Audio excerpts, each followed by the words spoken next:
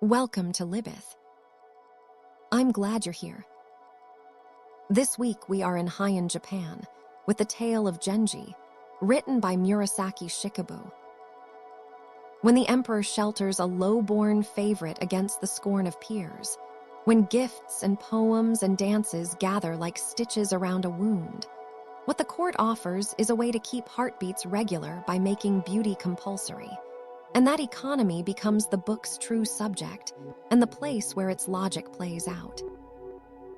On the surface, it is a story about a beautiful man and the women who orbit him, about a civilization so refined it produced the world's first novel, about gardens and music and the careful choreography of desire across decades of court life. Beneath that surface runs a different argument, and the two levels are never entirely separable, which is the book's central formal achievement. It makes you feel the beauty and then makes you understand the damage simultaneously, so that you cannot admire the court without being implicated in what the court costs. The scene of Kiritsubo's decline, the way ladies' whisper and tricks are played in corridors, shows how aesthetics becomes statecraft when gossip threatens disorder. And this framing keeps the narrative alive in an often narrow, anxious way. The literal surface of court elegance is simultaneously, on the figurative level, a pressure management system. Every beautiful thing is doing work. Every ceremony is a substitute for something that the system cannot afford to allow directly. The incense that fills the palace is beautiful, and it also fills the rooms where painful things are happening with a scent that makes those things bearable, which is to say that it makes them livable enough to continue. They hold the shape of identity together when memory, grief, or desire threaten to spill everything apart. The screen is not metaphor, it is material fact. But material fact in this novel is always also psychological fact. The distance between Genji and the women he courts is never merely spatial. It is constitutive of the desire it ostensibly frustrates. What is fully visible is not desired. What is partially occluded is what the court turns into poetry. The screen makes intimacy possible by making it incomplete, and incompleteness is what the Heian aesthetic both mourns and requires. The dead mother in the emperor's sorrow, the resemblance of Fujitsubo to that lost figure, the furtive night visits, the search for the same face in Utsusemi, Yugao, later in Murasaki. Each encounter is an attempt to fix a hole in selfhood, a rehearsal aimed at making the absent present, and the narrative advances because this repetition cannot find closure. On the literal level, these are separate relationships with different women. On the figurative level, they are one relationship, repeated with the same original absence, which was the loss of his mother, which was the loss of the one person whose recognition was not conditional on rank or performance. He seeks in every subsequent woman a form of unconditional regard that the court structure makes impossible. Every encounter fails, not because the women are inadequate, but because the thing he is seeking was never available in the form he requires it. And repetition does technical work here. Desire becomes method, an instrument by which identity is attempted to be stabilized. Genji reaches for someone who will remind him of what was never fully given, a maternal warmth, a tenure of love. And again, his reaching collapses into retrieval of the pattern rather than recovery of the person, so that women occupy roles in his life more as partial ideals than as whole human beings. This is the book's most uncomfortable psychological argument, that the man the court produced as its supreme ideal is, in the most fundamental sense, incapable of fully encountering other people. His sensitivity is real. His empathy is real. And yet the sensitivity is always organized around his own original wound, which means it is always, finally, about him. The women he grieves for are people. The grief is genuine, and it is also an act of self-continuation. That fragmentation is literal in the way women are parceled out into duties and surfaces. Fujitsubo carries the mother's lineaments and a rank that isolates her. Yugao is a poor, brief moonlit beauty whose very fragility makes her courtship a kind of liturgy. Utsusemi is resistant, safe in refusal. Murasaki is adopted as project and pupil and slowly shaped. Rokujo's pride and elegy take another form of containment. The book keeps laying down single chords, beauty, talent, maternal echo, and the women are often the instruments pressed to sound them. What looks like a portrait of diverse women is also, on the figurative level, a map of one man's incomplete psychology distributed across multiple lives. This is not a judgment of Genji so much as an analysis of the court that produced him. A world that trains its ideal subject to treat other persons as occasions for aesthetic experience will discover that its ideal subject does exactly that. Elaborate mourning rites, funeral proclamations, and the very fasts and purifications around death are not only piety but engineering. 7 weeks of mourning, the Hokuto services, private temple masses, all act as bracing scaffolds that temporarily uphold equilibrium and carry the strain of feeling that might otherwise topple the social frame. This is the figurative layer where Buddhism enters the novel, not as doctrine but as structure. The Buddhist rites are not, in the tale, primarily about the afterlife. They are about managing the present. They provide a sanctioned form for the expression of grief that would otherwise be destabilizing. The mourning period has a fixed length, not because grief has a natural duration, but because the court cannot sustain disruption indefinitely and must install a mechanism for its conclusion. That social frame, when you look closely, has a political logic. Brilliance unsettles hereditary stakes and must be channeled or cast aside. We see the fortune teller nodding over Genji, as if a single gifted man could tilt succession, the whispering that recalls foreign scandal, and the careful solution of making Genji a Minamoto, practical containment rather than public elevation. The court prefers to select and regulate talent, to integrate it into a managed pattern that looks like harmony, but is actually a series of compromises. On the literal level, this is a story about a boy receiving a surname. On the figurative level, it is a story about how institutional power manages the threat of individual excellence, by giving it an honorable position that places it formally outside the most dangerous zones of competition. The Minamoto surname is a beautiful cage. When the pattern breaks, exile and retreat are the system's reflexes. What looks like punishment is often self-protective rearrangement. The exile of a dazzling figure or the marginalization of a too visible lover keeps the aristocratic equilibrium from wobbling, and that selective elimination of disruptive brilliance shows the court's priorities. Not truth, not justice, but survival of the whole ornamental order. Genji's exile to Suma is, on its literal surface, a political punishment for a relationship that has made enemies in the wrong places. On its figurative surface, it is the court temporarily ejecting the thing it cannot live without in order to demonstrate that the thing it cannot live without does not actually control it.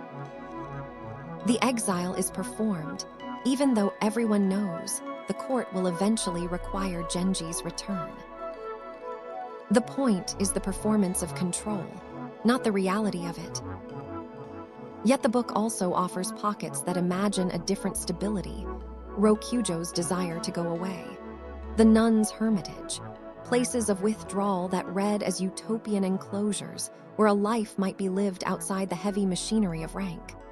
Those retreats are seductive because they seem to promise a shelter from the non-stop work of managing appearance.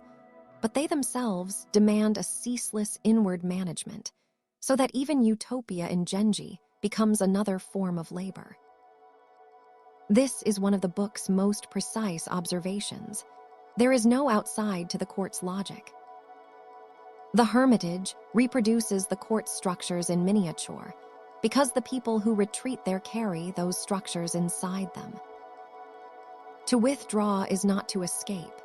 It is to discover that you have fully internalized what you hoped to leave behind, which means that the work of self-management continues in the cell as in the palace, in the mountain as in the capital, in the remaining chapters of a life as in the first ones. Everything in the tale thus becomes laborious maintenance. Gardens pruned, music practiced, poems composed, gifts calculated, an artificial harmony that requires constant tending. Reading the court like this reveals how control is mistaken for emotional fulfillment, how the satisfaction of a carefully staged evening might be taken for love, when in fact it substitutes for something the social order refuses to give. Buddhist impermanence sits at the heart of how the text handles that substitution, not as a sermon but as structure. Loss keeps arriving, Kiritsubo's early decline, the suddenness of Yugao's death on a wild wind night, Ai's collapse and funeral, the recurring funerary liturgies. And Annika is embedded in the logic so that characters move not toward resolution, but toward ever-preserved acknowledgement of passing. The Buddhist framework does not offer the characters a way out of their attachments. It offers them a way to feel their attachments more precisely, with full awareness of what those attachments are costing them, and they continue to attach anyway. This is not hypocrisy. It is the condition the novel most accurately describes. Because attachment is what makes change painful. Attachment in the tale is a trap. The more Genji seeks to secure feeling by possession or reenactment, the deeper his suffering becomes. His rituals and benevolences intensify responsibility and exposure, and every tender act can harden into a liability, turning love into something the text repeatedly shows will hurt. And yet renunciation is refused even where it would logically relieve pain. The actors in Genji understand impermanence intellectually. They recite sutras, some take vows, a few enter nunneries, and the talk of detachment circulates. But the novel denies facile withdrawal. Knowing the doctrine does not produce withdrawal, and people remain entangled because sensitivity, habits, obligations, and the court's demands keep them attached. The Confucian layer of the novel reinforces this. Rank, precedence, the obligations of hierarchy, these are not suspended by Buddhist insight. They continue to demand their observances, even from people who know, in some deep part of themselves, that the observances are a form of bondage. That refusal is exactly where Mono no Aware, the novel's characteristic tone, takes hold. Beauty's meaning is inseparable from disappearance. Lines about the fading moon, the dew, the bell cricket make sensitivity a consciousness of loss rather than a problem to be solved. And that consciousness can be virtuous without being ethical in the sense of restraining action. Sensitivity intensifies the appetite to preserve beauty even as it laments its passing. This is the book's central philosophical tension, and it is a tension the book refuses to resolve. Genji feels deeply. He causes harm. His feeling does not prevent the harm. His awareness of the harm does not produce restraint. Mono no Aware is not a cure for the court's pathologies. It is a way of experiencing those pathologies with full aesthetic intensity, which is both its gift and its limitation. So emotional intelligence and moral discipline come apart. Characters learn to read the smallest inflection of a poem, to time a visit to the hour, to compose a verse that will steady the heart, but they do not thereby grow more just or less instrumental. Men shape women into ideals and ask gratitude. Women perform carefully calibrated selves to survive. Private identity is constantly consumed by the social role, and the text resists any scene that would confirm a stable self beneath performance. Because the narrative refuses a moral center, the narrator often withholds final judgment. The book shows what is exposed and then steps back.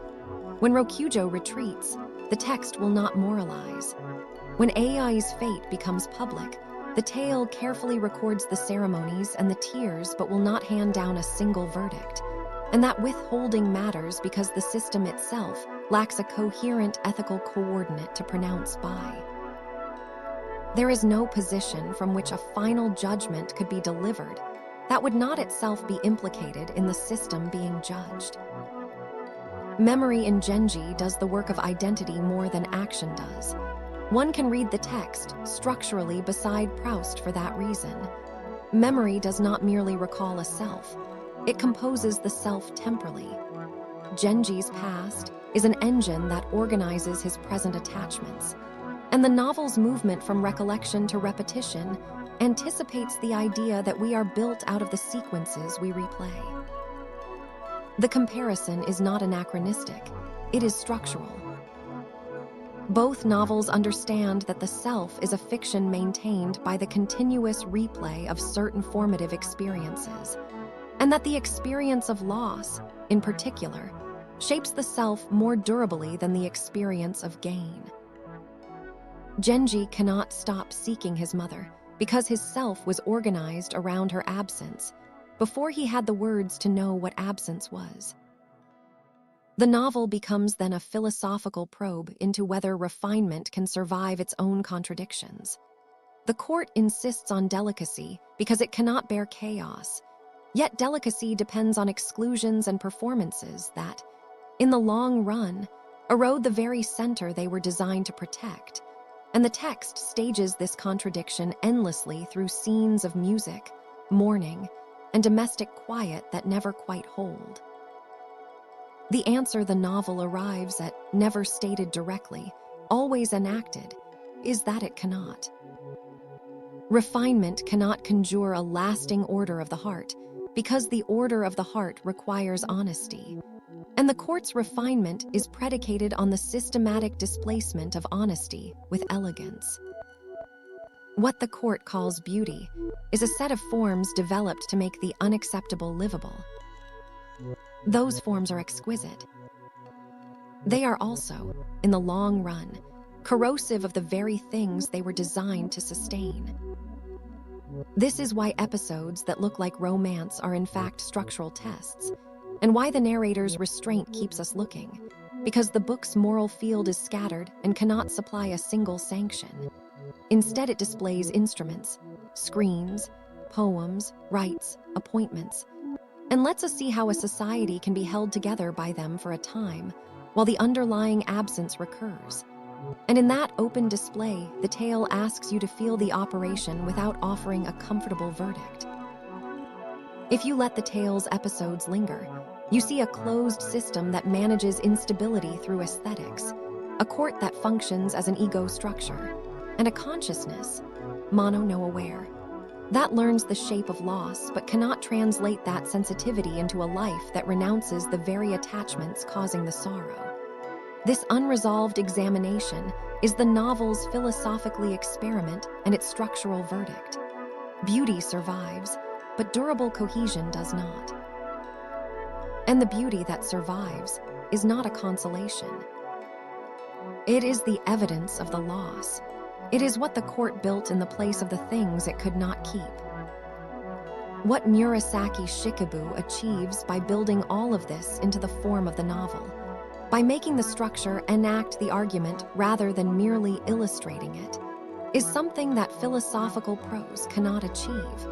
She makes the reader feel the contradiction before they understand it. You read the Kiritsubo chapter, and you are moved by the emperor's grief before you have fully registered that the grief is also a political catastrophe. You read Genji's careful cultivation of young Murasaki, and you feel the tenderness before you identify the control. The literal and figurative layers of the book operate at different speeds, And the book's effect depends on that differential. It gets inside your defenses as beauty before it confronts you as analysis. By the time you are capable of naming what the novel has shown you, it has already made you feel implicated in it. That is not a rhetorical trick. It is the novel's most honest gesture. The court worked the same way. It made you beautiful before it told you the price. And the price, in both cases, is the same.